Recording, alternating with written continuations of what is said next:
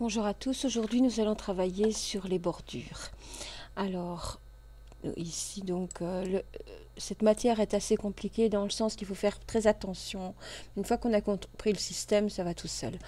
Donc ici pour accéder d'abord au format de cellules bordure, donc c'est bien les bordures de cellules, on va dans format cellules bordure.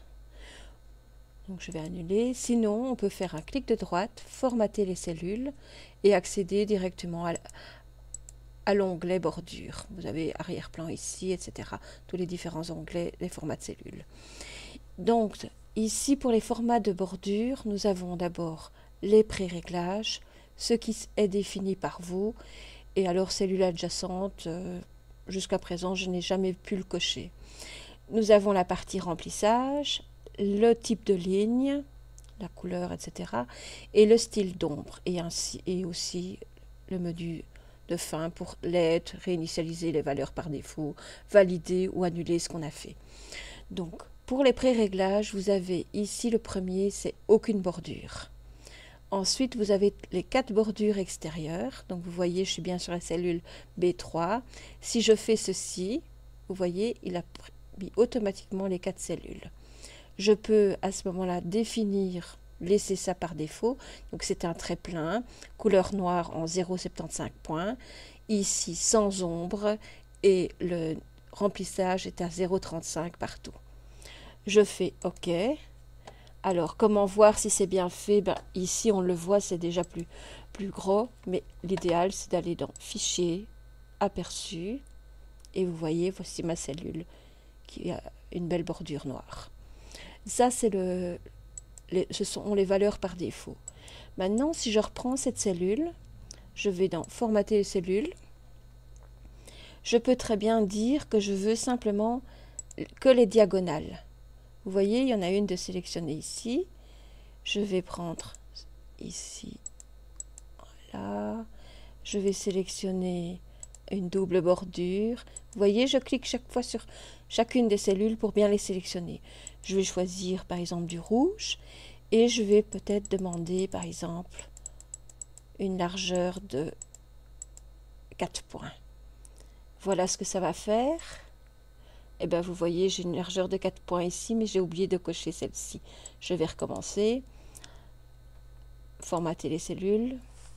Ben oui, ici on le voit bien, il n'y a que celle-ci qui a été sélectionnée. Si je clique sur celle-ci, je vais faire la même chose. Reprendre une double. Couleur, la dernière que j'ai sélectionnée réapparaît ici. Et j'avais dit 4 points, ce qui est trop, mais bon, on a un petit peu un aperçu. Voilà, et je fais OK. Et voilà ma cellule avec ses diagonales, cette double ligne. Je vais sélectionner maintenant 4 cellules pour faire plus ou moins un rectangle. Je vais faire un formatage. Si maintenant je veux faire à diagonale, regardez, si je clique ici, j'ai automatiquement les diagonales parallèles qui apparaissent. Là, c'est pas génial. Si on veut faire toute cette diagonale, donc je vais le faire, il faudra prendre cette cellule, puis travailler sur les 2 autres cellules adjacentes. Ici, je vais simplement choisir le tour. Je vais prendre un trait. Vous voyez les traits, j'ai des tirets, des pointillés, des petits tirets, grand tiret, point, point, etc. Je vais prendre par exemple les tirets, mes couleurs. Ici, j'ai toutes les palettes. Donc, je vais ici, j'ai les palettes. Voilà, je peux très bien. Et bien sûr, la largeur, on va faire 2,50 par exemple. Voilà. J'aurai ceci sur l'extérieur. D'accord? Je vais valider. Maintenant, j'ai envie de mettre une diagonale noire en simple trait au milieu. Et bien, je vais devoir prendre une cellule à la fois. Donc, celle-ci, il faudra que ma diagonale parte comme ceci. Je fais un clic de droite, formater les cellules. Je vais prendre ici. Je vais choisir un trait plein. Je vais faire un peu plus petit, donc 1. Couleur, on va changer la couleur, on va mettre du brun. Et je vais faire la même chose ici. Si je clique, il va reprendre ce que j'ai défini ici. Je fais OK. Donc ici, on voit qu'on n'a pas de trait, ce qui est normal puisqu'on veut faire une diagonale. Donc ici, en fait, j'aurais dû prendre aucune. Voilà. Et comme ça, j'ai ce trait-là. Et ici, c'est aucun trait et les traits de la bordure qui sont ici. Aucun trait, c'est ceci. Donc il n'y a pas de trait puisque c'est juste ma cellule qui est sélectionnée. Je fais OK. Et si je clique à côté, j'ai mon premier trait. Je vais faire la même chose ici. Formater les cellules. Je prends ce trait-ci. Je vais prendre un trait plein. Il garde les valeurs par défaut, en tout cas la largeur plus le style. Je fais OK. Oups, c'est peut-être un peu trop. Formater les cellules. Donc si je suis sur celui-ci, c'était un trait plein. OK. Couleur marron. Je ne me souviens plus trop de ce que j'avais pris. Je crois que c'était un 50. On va essayer. Oui, ça semble un peu plus juste, bien qu'il soit un peu plus gros. Et on doit faire la même chose dans ce sens-là. Ça, c'est pour les traits. Donc, si vous voulez faire des diagonales au sein d'une cellule, ben, vous les choisissez automatiquement. Si vous voulez faire des diagonales au sein de 4 cellules, ben, ça sera cellule par cellule. Maintenant, si je veux faire les médianes, donc c'est-à-dire celle-ci, la verticale et l'horizontale, j'ai une possibilité, c'est de choisir. Donc, je vais ici, je vais prendre ceci, donc toutes, et je vais, ou ici j'ai bordure extérieure sans modification, non, c'est celle-ci. Je vais prendre ceci, je vais faire aucune, voilà, et automatiquement il reprendra. Et je vais choisir un autre ton, par exemple un jaune. OK. Et je pense que j'ai fait une erreur. J'ai pas fait très attention à ce qui... Donc je vais annuler d'abord. CTRL Z pour annuler ce que j'ai fait.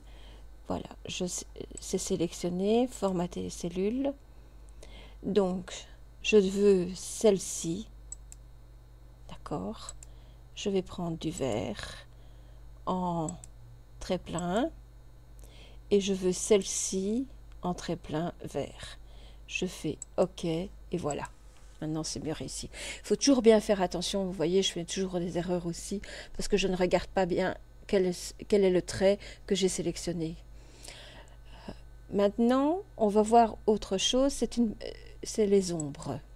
Donc, je vais format cellule. Je vais définir mes 4 côtés extérieurs, prendre une bordure simple, oui, simple trait, noir, mais je vais augmenter la largeur du trait. Et ici, j'ai des positions d'ombre. Alors, ceci, c'est pas d'ombre du tout. Ici, c'est une ombre vers la droite en bas, vers la droite en haut, vers la gauche en bas, vers la gauche en haut. Il suffit que je sélectionne une, et puis j'ai les couleurs qui apparaissent ici. Donc, je vais faire une ombre bleue. La distance, c'est la distance d'ici par rapport à l'ombre. Donc, je vais peut-être mettre 3-4 mm. Je vais faire OK. Et voici ce qui arrive. Donc, mon ombre, ici, elle est reportée vers le haut à gauche. C'est pas la même chose que deux cellules qui sont ici et ici, qui seraient celle-ci avec un arrière-plan. Si je prends un arrière-plan couleur, je prends le dernier choisi bleu et ma cellule sur le côté. Vous voyez, c'est pas du tout. Ici, on a un petit écart. Là, on a c'est vraiment deux cellules bien distinctes. Il y a une chose essentielle aussi, c'est l'écart, c'est-à-dire la position du texte par rapport à la bordure. Je vais taper A dans cette cellule et 1 dans cette cellule. Alors, qu'est-ce qu'on remarque? Quand je tape une lettre, elle va se mettre automatiquement à gauche. Quand je tape un chiffre ou un nombre, il va se mettre automatiquement à droite. Si je veux le déplacer pour qu'il aille plus dans la cellule. Avant tout, je vais d'abord, pour bien vous montrer, je vais augmenter la hauteur de la ligne. Vous voyez, comme ça on pourra le positionner un peu plus vers le haut. Je vais cliquer formater sur les cellules. Je vais toujours dans mes bordures. Et c'est cette partie-là, remplissage, qu'on n'a pas vu jusque maintenant. Ici, vous voyez, j'ai tout qui est à 0,35 mm. Et c'est synchronisé. Synchronisé, ça veut dire que si vous tapez un nombre ici, je vais mettre par exemple, allez, 2 mm.